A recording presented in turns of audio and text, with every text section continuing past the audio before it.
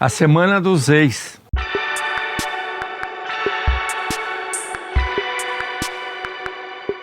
Esta semana, o Tribunal Superior Eleitoral, na posse do novo ministro do Tribunal, o ministro Alexandre de Moraes, os presidentes, ex-presidentes, se encontraram, com exceção do Collor, não sei qual a razão não foi, e a do presidente Fernando Henrique Cardoso, que se restabelece de uma cirurgia depois de um acidente que ele teve, em que quebrou, me parece que quebrou o fêmur. A idade dele, já avançada, não permite esses deslocamentos.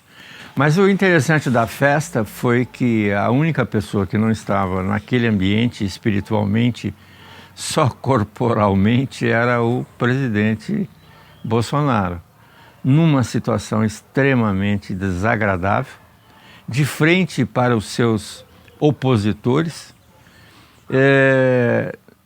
com uma atitude nada festiva com relação àquele ambiente, e teve que ouvir do presidente do Tribunal Superior Eleitoral, que ao final foi ovacionado, a plateia em pé o aplaudiu, e que não fez nada mais, nada menos do que defender os princípios de democracia. Ou seja, tocando todos aqueles aspectos que o próprio presidente Bolsonaro renega, que é a questão da urna eletrônica.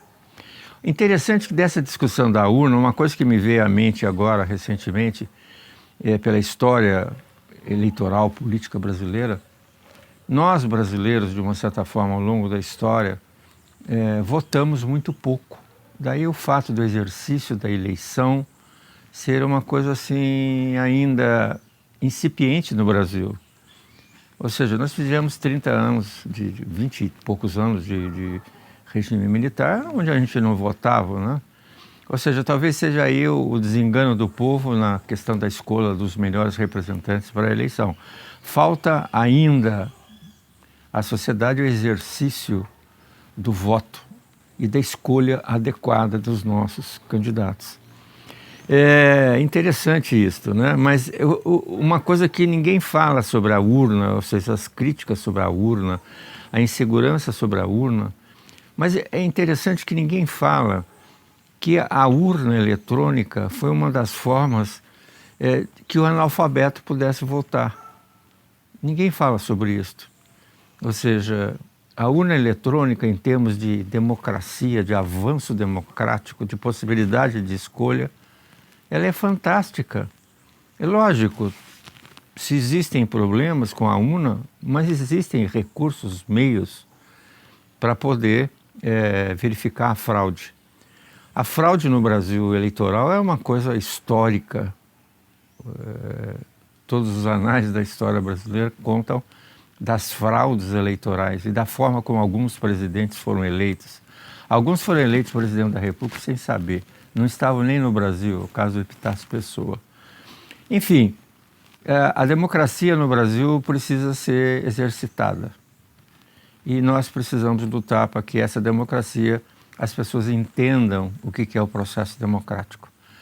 Me parece que o único que não entende é o presidente Bolsonaro, que deve ter passado horas terríveis de desagrado, de incômodo, de estar ali naquela solenidade, ouvindo exatamente o que ele não gostaria de ouvir.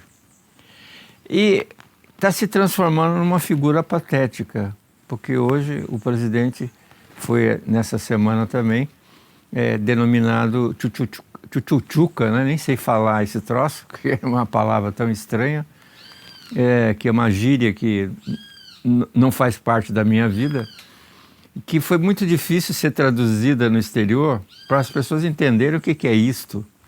Então eu não vou aqui, nesse momento, em respeito a vocês, traduzir o que a imprensa internacional traduziu dessa palavra, desse influenciador. Ou seja, no Brasil tem uma série de gente analfabeta, que não tem formação nenhuma, que tem uma quantidade enorme de seguidores. O que assusta e que, de uma certa forma, coloca em risco até a própria democracia.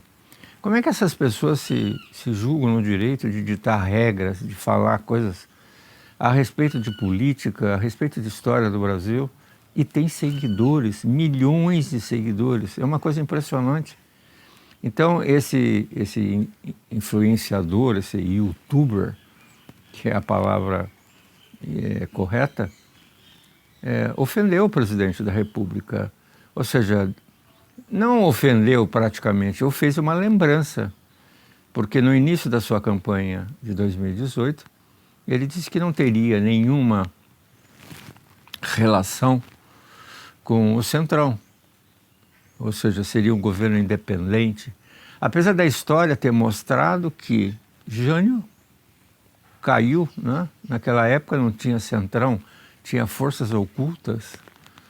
Collor caiu, Dilma caiu, ou seja, todos esses presidentes que foram, de uma certa forma, receberam impeachment ou foram destituídos do poder porque não fizeram aliança, uma aliança sólida, uma aliança progressista, uma aliança que atendesse os interesses do país.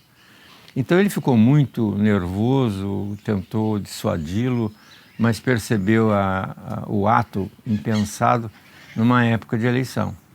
Então, triste Brasil, né, que houve um presidente da República, nosso representante, de uma certa forma, ser humilhado diante das suas ideias retrógradas. Brasil, terra amada, sempre amada.